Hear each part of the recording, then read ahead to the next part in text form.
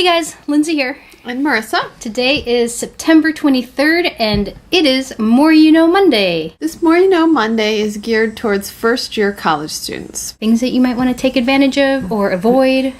From a college administrator's point of view. I was a college administrator and I worked in housing and residence life. And so I just have a few bits of information that I would like to tell incoming students. You may have run into some of my counterparts because you decided to drink in your room or smoke pot or something like that. And that is very well one aspect of our jobs. In my career as a college student, when I interacted with residential life type people, it was usually because there was a problem or people were getting in trouble or that kind of thing. So, number one, let's talk about your roommate. At this point in time, you probably have disregarded any information that the Housing and Residence Life staff gave you about how to interact with your roommate. So that sheet of paper that was like, make sure to do this with your roommate and figure out what your likes and dislikes are and what the rules of the room are. You probably didn't do that, and you're probably suffering the consequences of that. You have to remember that part of being in college is living with someone else, and someone else that you might not enjoy. If you think that your room is going to be a place where you can study for tests or write papers or get anything done of substance, it's not. The other thing about roommates, now your biggest problem is, gee, I want to live with someone else and I hate my roommate. And unfortunately, that's not the way we work. Of course, if there are situations like there's violence or threats, we'll move you. But if you, for instance, feel like your roommate smells and has hygiene issues, that's something you need to learn to talk about.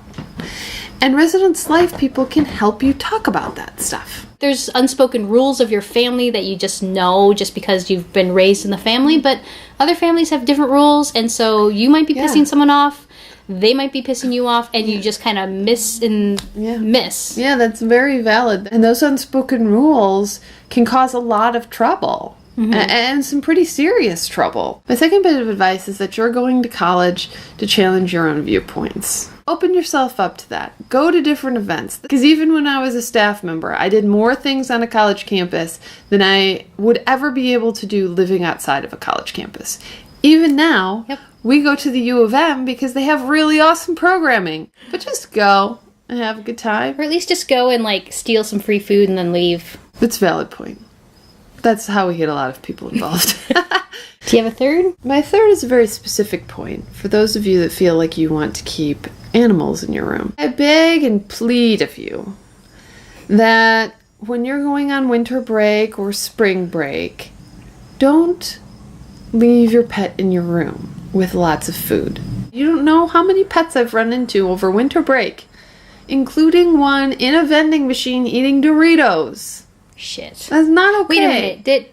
Do you think could it have gotten there on its own, or do you think someone put it there? No, someone put it in there so that they would have food and that it would just stay confined in that little space. I'm not advocating having a pet and breaking the rules, but I'm saying if you do it well. Anyways, that's all I have to say. Perhaps we will talk later in the year about more residence hall situations, because in another 4 months you will be running into some very different roommate issues. So, that is More You Know Monday. Ding, ding, ding! And we will see you guys later. Bye. Peace out.